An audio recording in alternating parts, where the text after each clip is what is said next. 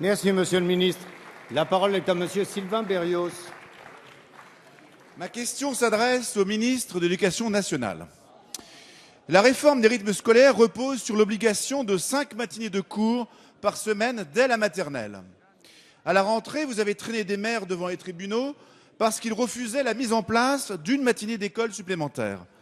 Or, le 25 septembre dernier, l'Éducation nationale s'est affranchie de cette contrainte après seulement un mois de rentrée en décidant de fermer les écoles pour les enfants à raison de 4 matinées par an afin de permettre la tenue d'une consultation des enseignants. Dans de nombreux rectorats, la date de la première matinée de fermeture des écoles a été arrêtée le lundi 13 octobre, sans mise en place du service minimum d'accueil. Qui va donc organiser et payer l'accueil des enfants? Prenons l'exemple de ma commune, à Saint-Maur-des-Fossés, où la plupart des parents font 1 heure de trajet le matin et 1 heure de trajet le soir en RER pour se rendre au travail. Croyez-vous qu'ils puissent poser une demi-journée un lundi matin pour garder leur enfant et arriver à 15 heures au travail pour en repartir à 18 heures? Mais dans quel monde vit ce gouvernement dit normal? Dans le Val-de-Marne, nous avons été un certain nombre de parlementaires à signer une lettre restée sans réponse demandant le report de cette demi-journée. L'ensemble des syndicats s'est prononcé contre cette demi-journée. Les fédérations de parents d'élèves ont déposé une requête en référé pour annuler la décision de la rectrice. Pourtant, dans un courrier adressé au président de l'association des maires, vous avez indiqué être attentive aux problèmes rencontrés. Alors, Madame la ministre, je vous demande de donner des instructions fermes au recteur afin que cette journée de consultation le 13 octobre soit reportée un mercredi ou un samedi matin. Merci. La parole est à Madame Najat Vallaud-Belkacem, ministre de l'Éducation nationale, de l'enseignement supérieur et de la recherche.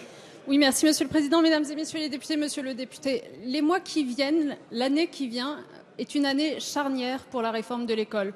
Pas par plaisir de réformer, mais simplement parce que nous avons un petit problème de performance scolaire, je pense que vous l'aurez noté, et qu'il y avait notamment la nécessité de revoir ce qu'on appelle le socle commun de connaissances, compétences et culture, c'est-à-dire, pour le dire autrement, ce que tous les élèves de France doivent avoir maîtrisé à la fin de leur scolarité obligatoire. Ça n'est pas un petit sujet, d'autant que de là découlent ensuite les programmes année par année.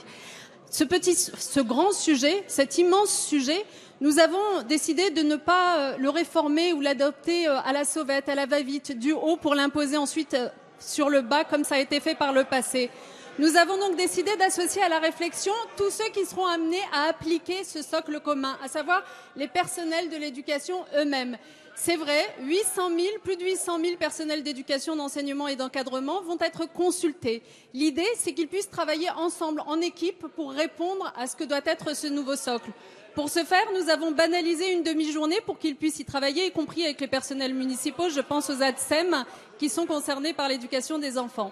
Cette demi-journée banalisée, ce n'est pas la première fois qu'elle se pratique, vous êtes fort bien placé pour le savoir. Je vous renvoie par exemple au débat autour de la réforme Tello ou alors la réforme des lycées. À chaque fois, la demi-journée banalisée sous la droite ou sous la gauche s'est pratiquée. Il faut le faire de façon exceptionnelle, je suis d'accord, et c'est la seule fois que nous le ferons cette année, de cette forme-là en tout cas, sur du temps scolaire. J'ai conscience, je vous réponds, que ça peut causer des difficultés aux élus et aux parents, et c'est la raison pour laquelle, dans certaines académies où les difficultés sont très prégnantes, j'ai demandé au recteur de revoir avec l'ensemble des acteurs locaux une date qui convienne à tous. Plusieurs académies ont d'ailleurs modifié leur date après les avoir consultées. Je sais que c'est le cas de la vôtre, pour avoir eu la rectrice de votre académie, et donc je ne doute pas que nous trouverons une date qui convienne à tout le monde. Merci.